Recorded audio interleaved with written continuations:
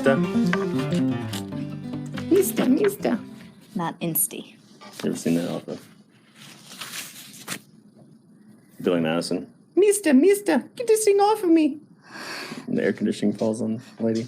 I mean, I thought I knew all my Billy Madison quotes, but... Come on, not Billy Madison. That's what you said. Oh, not Billy Madison. Happy Gilmore. Oh, okay, yeah. You're golfing. No, don't know that one as well. Watch live. Yes, I do. All right, we're live on Facebook and everything. All right. How you guys doing? We're behind a desk today. Yeah. We're not in our chair. Mm-hmm. We were informed that that was not a smart move. Yep. So Daddy needs to get rid of the dad bod. We're going to learn about why here in a minute. But here's the deal. Why do I have a man bun? Let's explain. This needs explanation. Oh, yes. You have a man bun today. To be explained. Go ahead. Okay, I'll explain. Let me take over on this one. Well, so we're planning a really epic Halloween this year. Yeah. He wanted to go ahead and shave it, but I was like, no, you're going to have to take one for the team and just continue the curly hair grow out until Christmas. And you'll see come Halloween. But he came in the house the other day and I was like, I couldn't hold it together anymore. And I was just started laughing. He was like, why are you laughing at me? And I was like, dude, you look so Amish. Like, he looked like Look like a curly-haired bowl cut. Yes, it's like Amish. a bowl cut on his hair. And he looked like, what's the guy in Dumb and Dumber? It's not Lloyd. Is it Lloyd? What's the other one? Why am I blanking? This is like one of my favorite movies. I know. Harry. Okay. Lloyd. He looks like a curly-haired Harry. Harry, your hands are freezing. Anyways, so that's why I told him, I was like, I'm going to be in the office today. I'm going to need you to pull that back. Yeah. So he's got a man bun today. Love it or hate it, we don't really care. That's just what it is today. Yeah. And we're going to be real with you guys, and that's what we like to do. We like to be real with our audience and our patients and our friends, family members, stuff like that, So we're actually going to be talking about our own stools. Yes. Guts. Mm-hmm. Yep. Lay it out. We got guts. Oh, the lab came back, though, babe. Just like you thought. Yours doesn't stink. Okay. I had to confirm it. She kept saying that, her stool doesn't stink, and so I made sure. Genova. So if anybody claims that theirs doesn't stink, you can tell them, test it. No, there's not really a indication of, like, it stinks or it doesn't stink, but... No. Okay, moving on. So he really knows how to, like... Short Q&A. Yeah, do a little Q&A with some questions that came in last week. I put something out on Instagram, so you can always go hop on there and add a question in the stories, and we'll try to get it before we hop off of here. But we just had a couple come in last week, so we were going to really quickly address those before we go into talking about stool testing, gut health, and stuff like that. So do you want to start, bud? Sure. Just start with the questions. Okay. I think hit those, and then it'll just lead into more conversation. Yeah. So it would have been last week. We had somebody ask a question on that live where we were talking about what we did for our kiddos and things like that. So you're free to ask any question you'd like on Facebook. I know we're live there as well. Yeah. And sometimes we get to them on the lives, and sometimes we're going to be answering those questions in future episodes. Right. So like last week I did on Friday at noon, which I'm trying to go live every Friday at noon from now on, as much as humanly possible. We took probably, I forget, they might have been close to 10 questions from the week before, and we answer those 10 questions. So you can post your questions, and at times we won't get them right then, and then we'll do answering of Q&A in the future so we can give you some more legitimate substance to those answers than just a quick on the fly at times. So we had a question coming in about somebody, and this really just kind of hits home, breaks my heart. Hits home for the reasons of we live on a farm. We live on 45 acres. We've got kids. We've got dogs. We've got miniature pig. Not so many anymore. We've got miniature rear end. Let's try and say it the nice way. Donkey. Donkey. That's the nice way. Yeah. Donkey is a nice way of saying it. Okay. Yeah. It's just so funny. It's a donkey. It's a miniature donkey. It's a tiny little. Nah. Okay, so, and then we got Highland Gals, and I hunt, I fish, take the kids out down to the creek. We go out and we enjoy the outdoors. We go and hunt medicinal mushrooms, edible mushrooms. So we're out in it all the time. And the reality is, we live in Tennessee, and you're not going to be able to completely avoid ticks. So, we do. Awful. Yeah, they're really bad. We supplement with. We supplement with astragalus throughout the summer months. That's one of the things that is foundational during tick season. Just the other day, we were placing another deer blind for me and my son to go and enjoy time together, and probably Magnolia too. She loves it. Yeah. But literally looked down, and we got back on the four-wheeler, and I looked down, and I had like all those little seed ticks all over me. And they're the worst. I immediately slap them and just rub them, and that's how you can kind of kill seed ticks fairly quickly. But you're going to come in contact with ticks. You're going to come in contact at some point in time, probably with Lyme's disease. And the reality is, just like any organism that we come in contact, whether it be bacterial or viral, these are spirochetes. The reality is that we need to have a strong enough immune response and a strong enough system to be able to deal with that invader, that pathogen.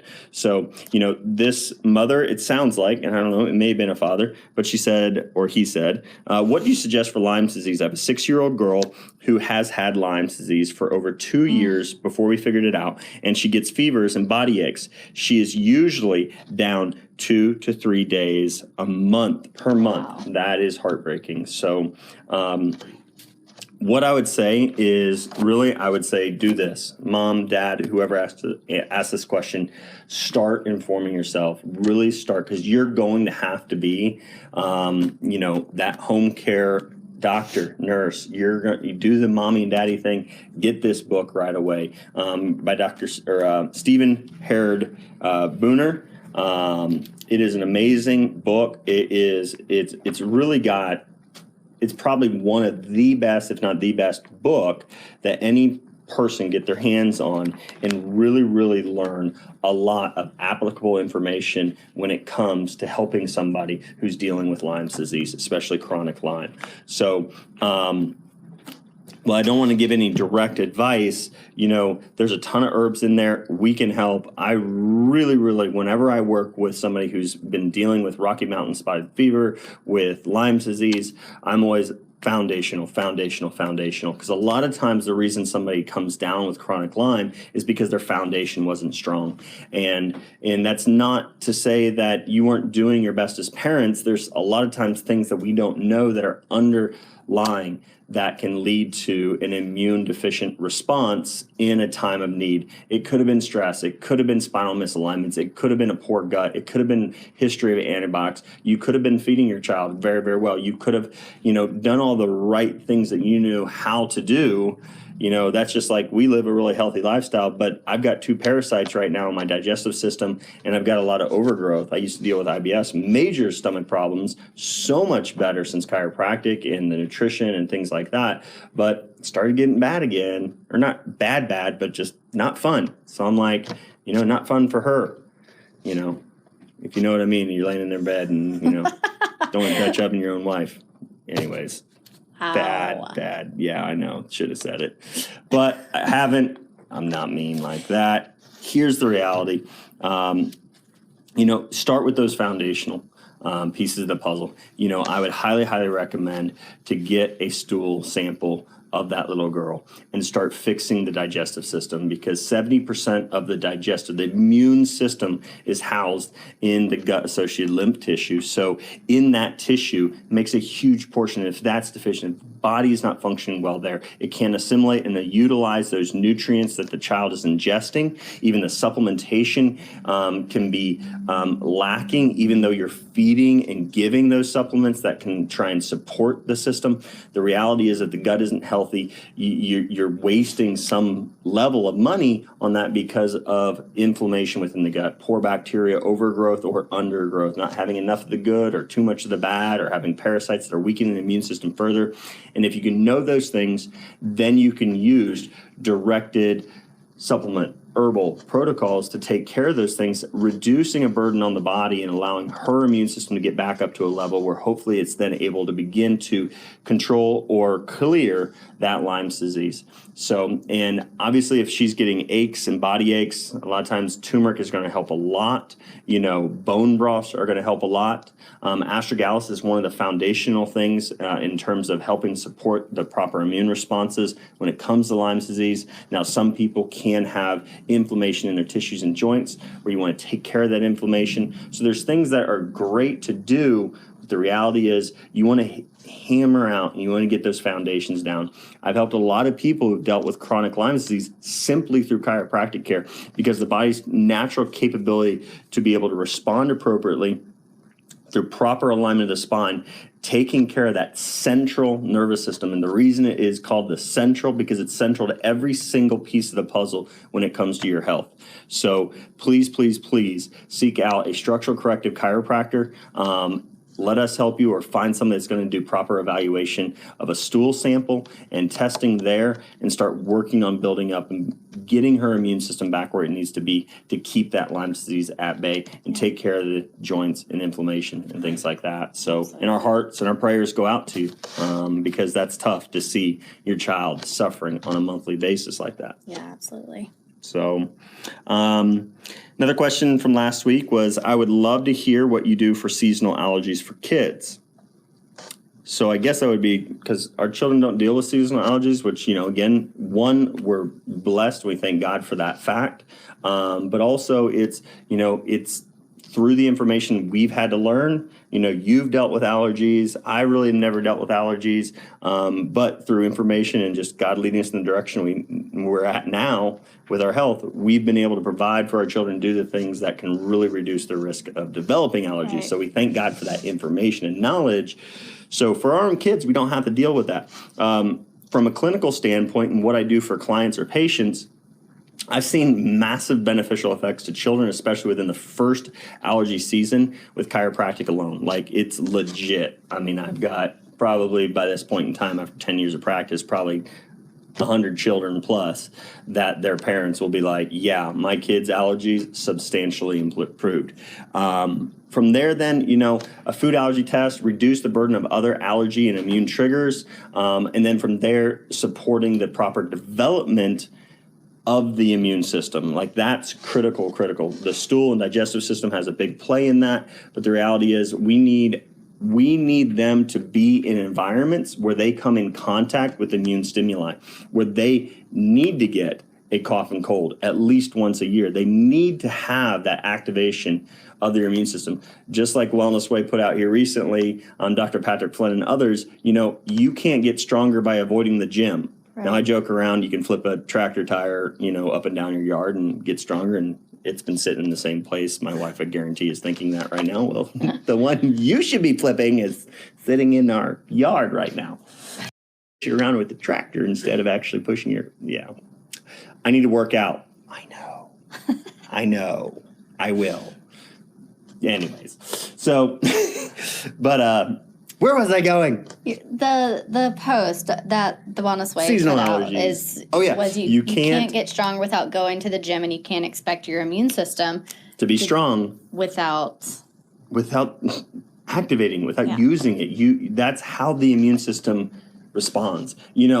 There are textbooks and there are history books and there are PubMed research articles or medical articles talking about how parents used to actually say that measles was like the cure-all for allergies and sinus problems and even breathing issues, because a properly balanced and healthy immune system needed to go through childhood illnesses for proper development. That's why cancer risks are lower in children, especially females who went through mumps. So there's beneficial effects of these childhood illnesses. And what we're doing in America, we know that vaccines are a major factor in the development of the serious allergic diseases that our nation is facing. You see childhood anaphylaxis, killing more than measles and everything else, or would be killing had they not had all these EpiPen everywhere you could find them. So it's like we have to have medicine have a rescue EpiPen on hand, because the number of people and children who can die from anaphylaxis, from food allergies and peanut allergies and things like that. And it's because we are distorting and damaging children's immune systems. So you need proper exposure and stimuli. I'm realizing that we forgot to have our pep talk. About me not talking too much or talking about ranting about vaccines and stuff. Oh, man. It's okay. But that's the truth. So what do we use? What would I use? I would probably start, we have a mixture with the forest folk fungi, a blend of several different herbs like stinging nettle and reishi mushroom, those types of things. I've seen allergy improvements with elderberry, honeysuckle reishi through the Wellness Way, that elixir. I love that one, especially through the winter months, because then it's something that will support a proper and healthy immune response if they do come in contact with the cold or flu virus, those types of things, because it helps support and feed the body's needs for the immune response. From there, stinging nettle is a really good herb for allergies. Albizia can help calm down that histamine response. And then that's kind of two other questions we could kind of transition towards, is looking at daughter gets major mosquito bites, and then they almost blister within a day or so. I would have that. If this was my child, I would definitely be utilizing albizia to kind of control that overactivation of the histamine responses in the body. And you could put albizia directly on those mosquito bites and help reduce that redness, discomfort, itchiness, those types of things. It works really well. That's what I did with my wasp sting. That's still there. Look at that. That's amazing. That wasp was really got after me. You. Really got me. And then I had to go out there and with a little net and save the day. And cedarwood oil. Rough. If y'all haven't gotten stung by a wasp lately, I was reminded that they are not of God and it hurt. God made them for a reason. We just can't figure it out yet. It's kind of like ticks. I'm not really sure that he did. Yeah. But so that's what I would do for mosquito bites in that situation there. And again, all of these things come back to work on the foundational pieces of the puzzle that go into a healthy body, healthy immune response. It seems like a lot of these are dealing with immune system, and whether it be allergies or Lyme's disease or whatever it may be, even mosquito bites. If you start working on removing the triggers and the overstressors, things that are overstressing the body, then you're going to get a healthier response in the future. The child can then start to adapt to a better, healthier response later in life. And sometimes in the very, very near future, that's what's really cool about chiropractic. Sometimes I'll adjust kiddos in that very same season, and the rest of the season, no big deal. No more sinus infections, things like that. Is it possible to fix food allergies if they have anaphylactic reactions?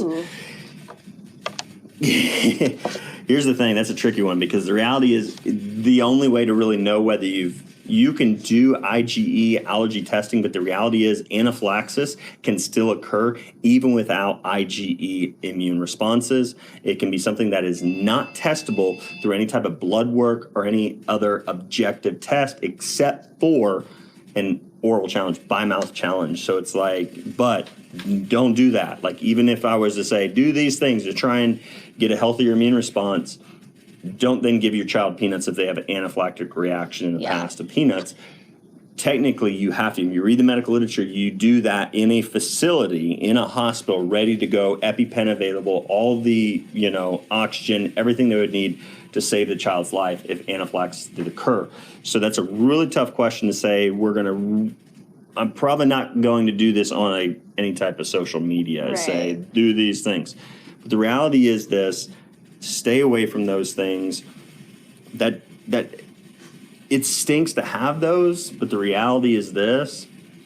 If it's a ton of things and it's they are baby in a bubble, you need to keep your child in a bubble, then you really need to work on some things with their immune system. And there are things you can do to help their immune system develop stronger in the sense that it's better balanced, not just stronger, increased stronger. That's not the way strong is. When the immune system is balanced, that's strong. It's not just meaning that it reacts in a powerful manner. It needs to react in a healthy, balanced manner. That's what your immune system needs to do.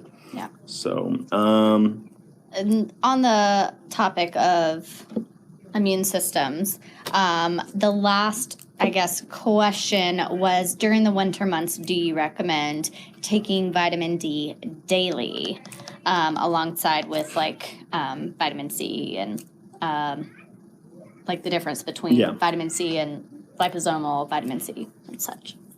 So are you asking me? Are you trying to Yeah, lead into that? I'm. Okay, cool. Well, I answered this for, I actually had a mother establishing relationship, doctor-patient relationship for chiropractic care and guidance for her family and kiddos. And so they were already doing some of the, the typical things that I hear. They're doing vitamin D, they're doing vitamin C, every night. And what I told her was, during the summer months, my kids are outside, slip and slide and water hoses and sprinklers and just shirts off, go have fun. I mean, honestly, even more than that, I would say probably at least 8 months out of the year. Like they have tans before anybody else has tans because I don't know. I haven't supplemented vitamin D throughout the summer months. I won't. We also incorporate a lot of mushrooms into our diet. So mushrooms are a really good source of vitamin D. So is things like, healthy fish and organic animal products that can give you some. The reality is this, though. Through the winter months, it's a good idea. It's a really, really good idea to supplement vitamin D to make sure that you're not getting into that range of deficiency. Also, I was telling her we need to post a picture of us sunning our oysters, our oyster mushrooms. People are like, what in the world? Where's he going? Anyways, so it's just and sunning your mushrooms actually improves the vitamin D concentration. It can increase it by like 1,000%. Unreal how much increase in vitamin D can occur if you sun your mushrooms. Yeah. They're always in the shade. That's where you find most mushrooms. So if you sun them gills up, it's got to be gills up. Maybe we should make some T-shirts. Gills up. Maybe. I don't know, like it makes me think of like a surfer T-shirt. Like surfs up, fins up. I don't know. Something like Gills that. up. Anyways, again, off topic. Well, kind of on topic because it's true. It's vitamin D. But yes, great idea. Depending on age and weight, an ideal situation, you would test the vitamin D, maybe a month or two into the fall, be supplementing, making sure that the children and yourself are getting adequate amounts.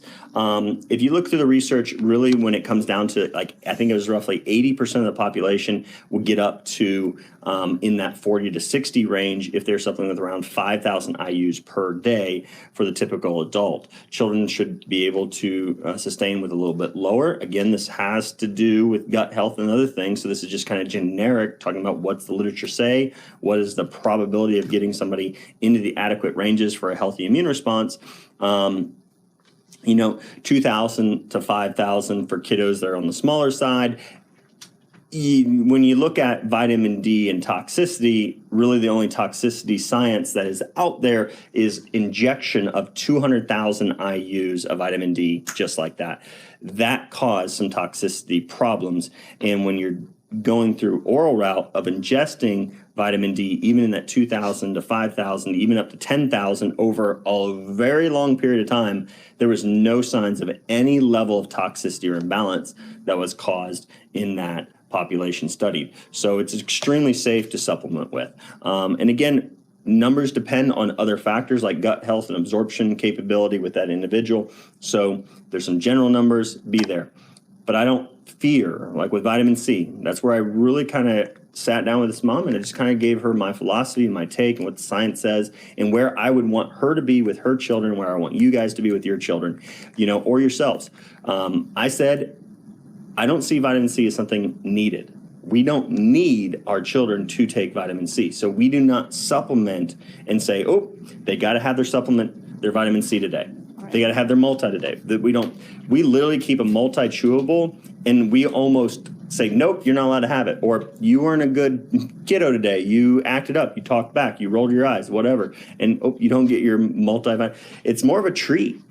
But we don't want to give them candy and junk food, as a treat. So we actually have some chewable multis that they like to do. And we're like, there's nothing. It's like Flintstone vitamins, so. But they're not. But they're not Flintstone. And Fosse takes Flintstones. If you want to watch that, they're not. Yeah, he does. He admitted it. Just saying that they taste like that, so it tastes like a treat to them. I don't even remember what Flintstones tasted like. Oh gosh, I do. I wanted them. Mm. Yeah, I loved them. I don't think I liked Flintstones. So it's okay, well, moving on. I think I always wanted to eat Barney. Rubble.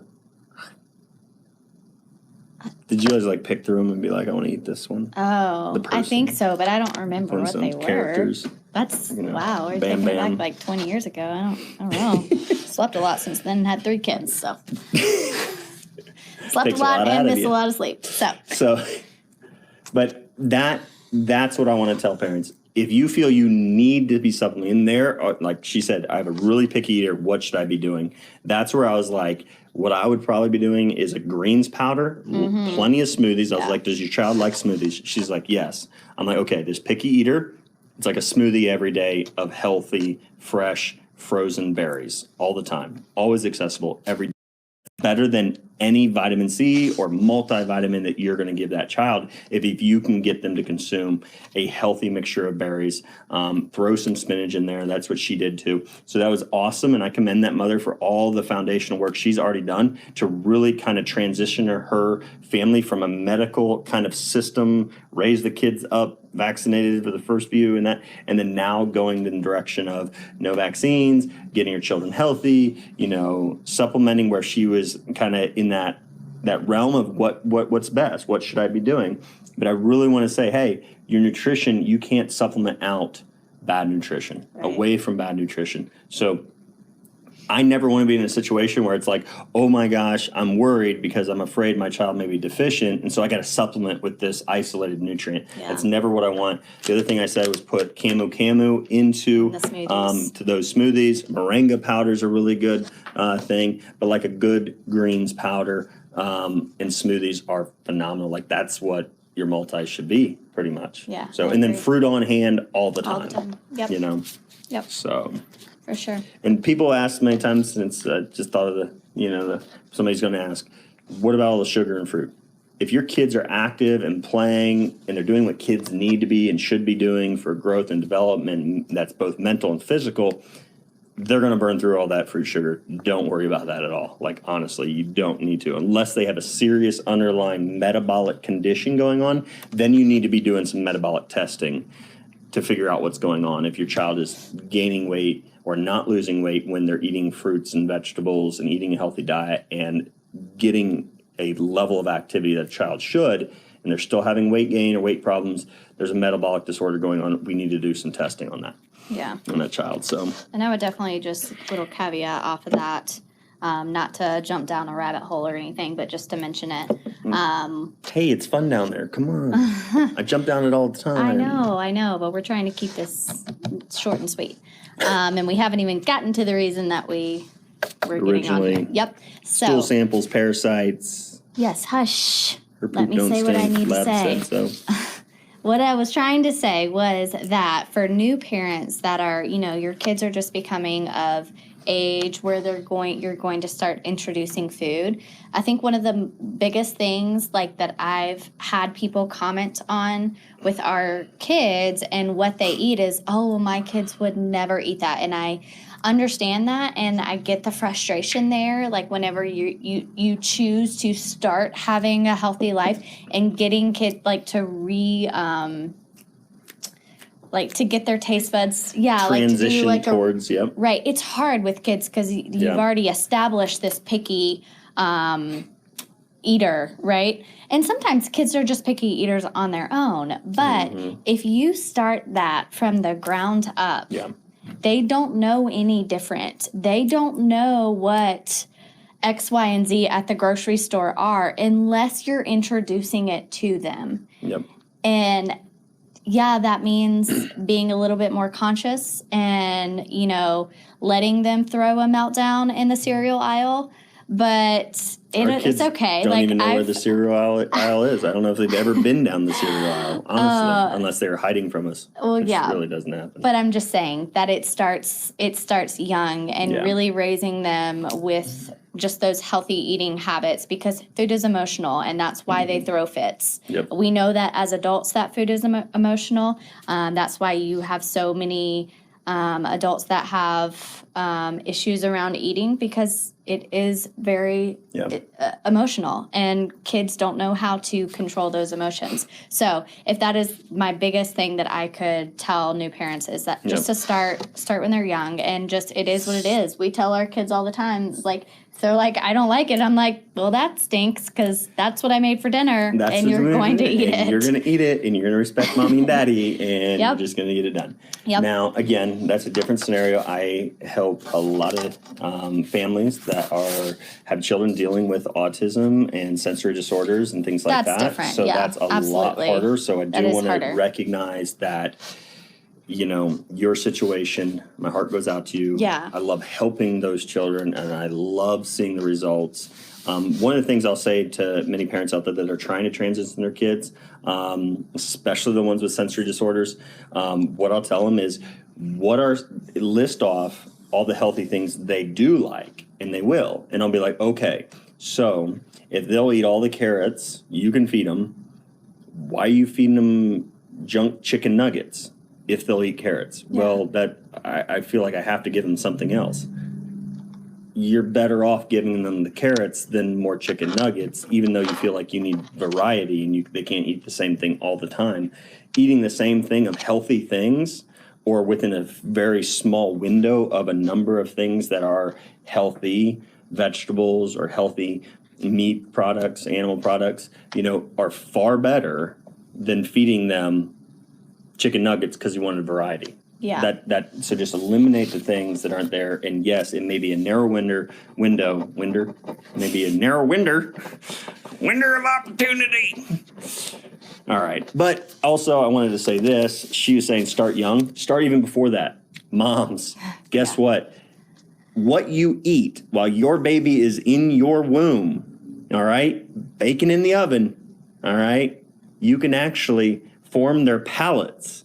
You can form the child's palates to what they desire and like to eat and what they're comfortable in eating when the baby is actually in your womb. So it starts not at a young age. It starts in the womb. So I don't care, Mom, if you want your kids to eat Brussels sprouts, you eat Brussels sprouts while you're pregnant. And if they don't want to eat Brussels sprouts, the first time you give them, don't be harping on them and be scolding them. Be looking at yourself back when you were pregnant and be like, I told you to eat your Brussels sprouts when you were pregnant and you didn't do it. So don't be yelling at these children for not eating their Brussels sprouts because you could have formed their palate. Okay. Well, all that to It's say, true. too, is just continue to encourage your kids. And if they don't like it the first time that they've eaten it, try again. Because kids, literally, I've made the same butternut squash soup for the past 6 years. And Amos usually devours it and loves it. And I made it last week, and he was like, I don't like this. And I'm like, You Really? liked it last week. you've liked it the last 5 years, but you don't like it this week. Okay. But all that to say, their taste buds change more frequently than your taste buds change as adults. So they may actually like it. So just keep encouraging and, or just put like 2 on their plate and be like, just eat the 2. Just try to eat the 2, So that's helpful too. But we are going to, that's like we could do an entire show on feeding kids. So let's save that for another day. What am I drinking? Numa. It's an energy drink. Yes, and it's Energy. so good. I don't really need energy, but I just like something with flavor to it. This one. And Facebook. Yes. So it's a Numa. We carry these in the office. It's got only 2 grams of sugars per can. It's stevia. It's stevia as well. Carbonated water, From organic stevia. coconut water, concentrate, organic lemon juice, organic maca root, organic lemon flavor, organic lime, organic Himalayan pink sea salt, organic caffeine from green tea, bean extract, Green coffee bean. coffee bean extract, green coffee bean extract, my bad. Organic stevia leaf extract, organic ginseng root, organic ashwagandha root, adaptogenic type herbs, cordyceps mushroom as well. They're really tasty. Yeah, they're really good. Very tasty. And yes, we will link everything. And yes, we will link Cool. everything. So, but we're going to move on to the title of our show today now that we're 30 minutes into this talk. Parasites. That's not the title of our show. Yes, it is. about parasites. Parasites. If it can happen to me, Bug, it can worm, happen poop to emoji. you. 10 minutes? Yeah. We got 10 So minutes. listen, I've had we have parasites. 10 minutes. You got to, Okay. you spent a long time. So even with ourselves, if a doctor's going to sit there and act like I'm always healthy, I have no problems, I don't need anything, they're lying to you. Go to somebody that's actually a real human being. So, Diatomeba fragilis, it's a fragile one. I'll kill that, no problem. We have 10 Actually, minutes. Sometimes they're hard Stop to get. with the jokes. Okay, Flash species. So we go through Genova. Love this stool testing company. So I've had IBS when I was younger, irritable bowel syndrome, had a lot of digestive problems, would bloat, constipate, severe pain. I have a sacral abnormality. That one of the factors with my digestive system is I have an environment that's susceptible. It's one of my weaker links because my lower colon, my digestive tract, is innervated through the sacral plexus, and I had a degree of scoliosis that was much greater when I was younger, and now it's been reduced through chiropractic care, structural correction. So throughout chiropractic care, my digestive system sped up. The functionality of my system improved, and my GI is so much better than it was when I was a child. But it is an environment that's easily harbored by pathogenic bad bacteria, probably viruses. That's one thing that stool testing just isn't necessarily capable of yet, but the bacteria and the parasites. So I do have to take better care of my GI, and I started having a little bit of an increase in that bloating feeling, a little bit more discomfort, and so I was like, it's time to retest. So instead of guessing and just trying a bunch of herbs, I went through some retesting, and lo and behold, I have 2 parasites, one that keeps popping its ugly head up periodically with me, and then several bacteria, which I always say, well, the science does say that the more diversity you have in your gut, the healthier you are. So even though some of these bacteria, when overgrown, they're not typically seen in a healthy digestive system, healthy person at the amounts, I do have a very strong diversity. That's what I say. I'm very diverse. But yeah, I need to knock a few of these back, get rid of these parasites, because they can allow for my body and system, even though, like, when we look at the functional capability of my GI system, I have good, healthy, short-chain fatty acids. So I have a lot of really good things going for me. I almost have no inflammation markers. I have healthy ranges on all my fats, really strong, healthy ranges on butyrate, which are protective, short-chain fatty acid. So I'm doing really well in many different regions. I didn't like, this is the first time on a test that ever my pancreatic elastase was a little bit lower. So I need to get a handle on it. So it kind of is a wake-up call for myself as well. What's really nice, though, is with these bacterial strains that they can culture, they then can give us a printout and report on herbs that are going to be efficient killers to those pathogenic strains. That's awesome. I was lower on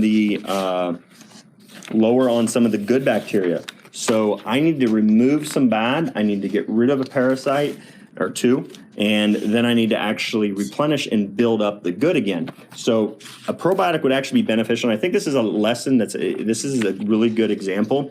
So my wife's stool sample, her IgA, so her immune system was a little bit elevated, which could be as a result of decrease in short-chain fatty acids, inflammation issues, things like that. She had poor absorption of fats, so fats were coming out, but she had low levels of those short-chain protective healthy fats. We both had elevated levels of beta-glucuronidase, which can stall out some of the detoxification pathways and the release of toxins, allowing it to reabsorb. So we're going to take care of that before we go back through some detox. But she had high overgrowth. So her indication on her microbiology was high on a ton. She was not low. She had nothing that was below detection levels. I had some lows on some good.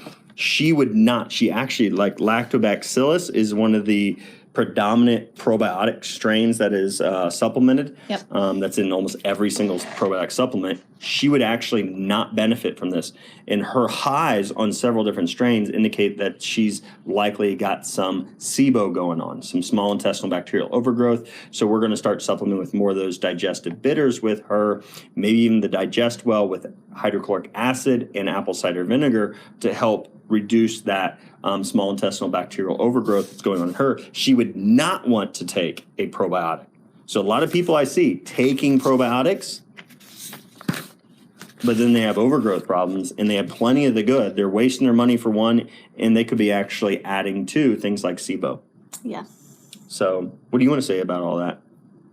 Well, I mean, I don't know. I guess I don't really have anything particular to notes or say. I mean, we just got my stool test back.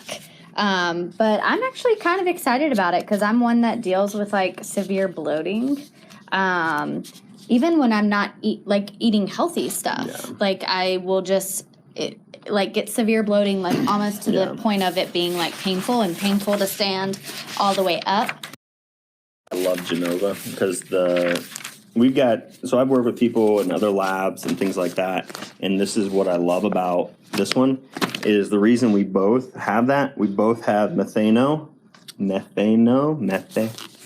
You get it? Okay. Smithii, which is not prevalent, not in about 70% of healthy digestive tracts. So individuals with healthy digestive tracts actually have almost no detection of methane, and we both have way to the right-hand side. Yeah. So we're going to knock that back with certain herbs and nutritional changes and things like that. Or more or less just kind of, staying a little bit more on point with our nutrition and then taking our specific herbs for our systems. She takes different herbs than I do. Yes. All right.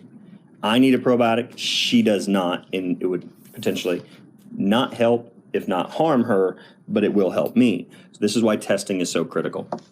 Somebody asked if they could find someone local to test their family. And what are your suggestions for this? And that's actually something that somebody else brought up on our questions list. We work with people from all over. You do not have to be local to us to do testing. Yep. We have people that we help all over the U.S. The U.S. So you can't get my chiropractic care unless you live in the state or you visit the state of Tennessee. Because my license doesn't allow me to adjust you over the phone. You can't do that.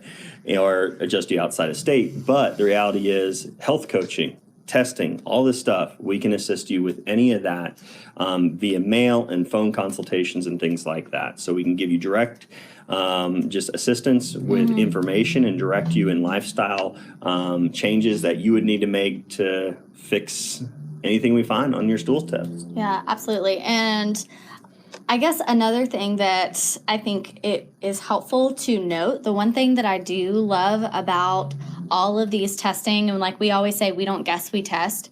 And I think that is such an important point to kind of highlight because so often, even I'll get like questions on Instagram and I know he gets them too. If I get them, I know he's getting a lot more than me. But it's, hey, I've got blah, blah, blah, blah, blah, blah, blah going on. And it is so important to test your own body.